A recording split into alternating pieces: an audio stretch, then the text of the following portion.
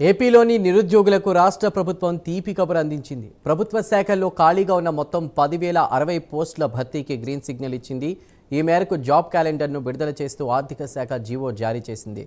మొత్తం 4 దశల్లో ఉద్యోగాల భర్తీ ప్రక్రియ చేపట్టేందుకు ప్రభుత్వం అనుమతి ఇచ్చింది. సెప్టెంబర్, అక్టోబర్ నెలల్లో దశల వారీగా నోటిఫికేషన్లు విడుదల చేసేందుకు ప్రణాళిక రూపొందించింది.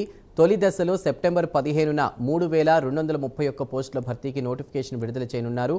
ఆ తర్వాత రెండో దశలో గ్రూప్ 1 పోస్టులతో పాటు పోలీస్ శాఖలోని ఖాళీల భర్తీకి అవకాశం కల్పించారు.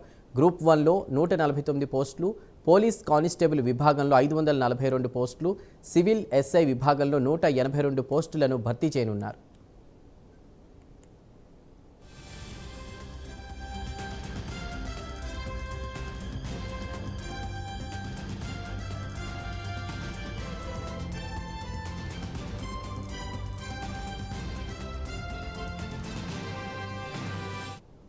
ఇక అక్టోబర్ 15న మరో 2,311 పోస్టులకు నోటిఫికేషన్ విడుదల చేయనున్నారు.